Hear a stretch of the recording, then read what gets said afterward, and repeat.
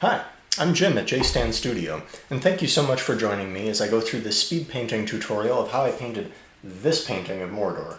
It's got Barad-Dur, it's got Mount Doom, super cool. We're going to go through it in detail right about now. Thanks for joining.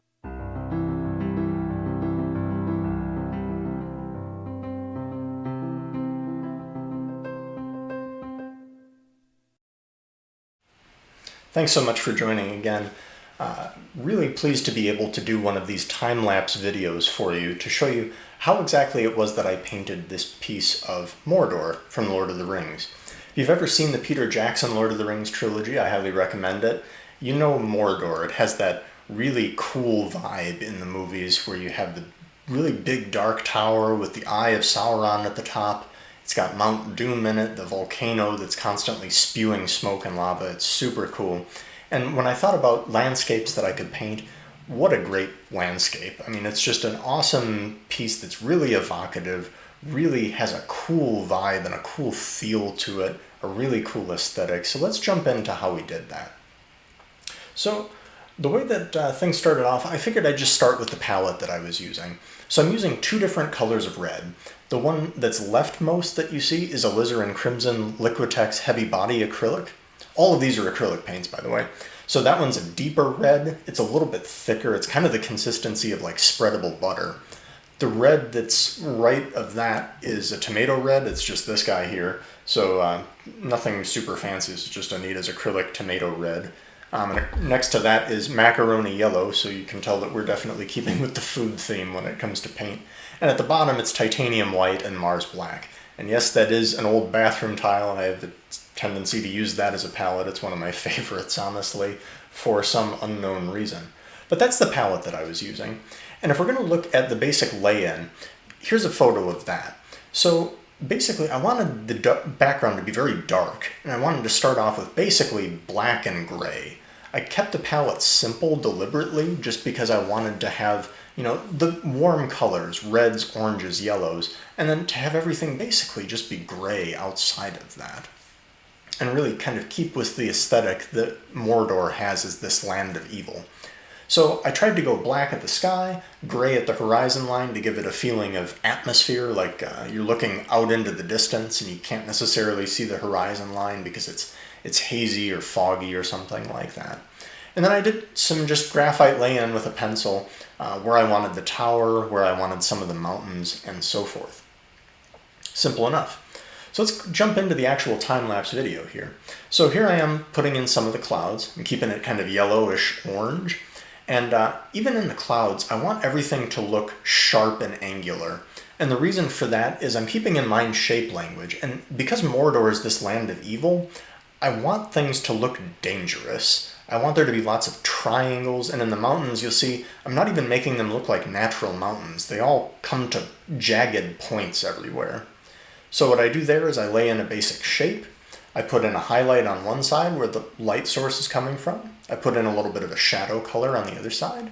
And there I just put in Mount Doom's sort of black background, and I'm starting on Barad-Dur, the dark tower. And I just want to lay in those with really strong black colors because I want to establish those as focal points.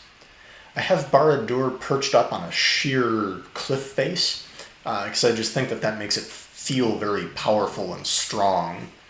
And here I'm going in and putting in some highlights on Mount Doom itself. So a lot of the lava that's coming out is that alizarin crimson thicker paint with a little bit of orange for highlights around there.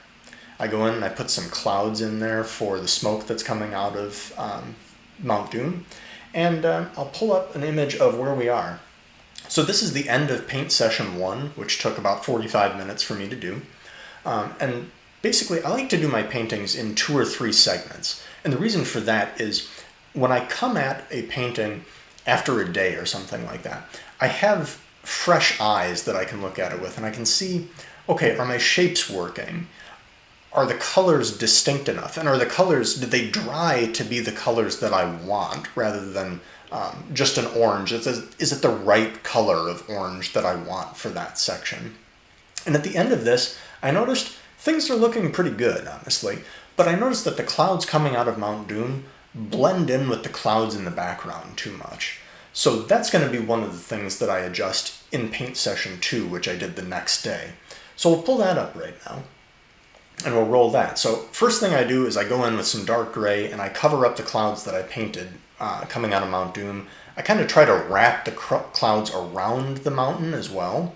I add in some additional highlights and give it some additional shade. Now here what I'm doing is I'm making some orange light, basically coming out of the different layers of the castle of Barad-Dur. I want it to look like maybe there's like a river of fire or of lava or something inside the fortress itself, giving it a really cool look of being alive and being evil or something like that. I put in a couple of little dots for windows with that same orange color, and I go in and I noodle this a lot with grays and blacks, basically just trying to keep geometric shapes that might suggest details, like outcroppings or gates or windows or anything like that. That's really what I'm trying to do, more than anything else, is just suggest some of those details. And I pause it right here so that I can kind of talk just a little bit more about those details. I try to keep the shape language consistent, so I'm trying to make just simple triangles or pieces that are sticking out at angles, again, trying to make it look dangerous and evil and harsh. And for each one, I'm making a little bit of a lighter gray on one side where the light would be hitting it, and a dark side where, you know, maybe a shadow or something is being cast on the other side of that.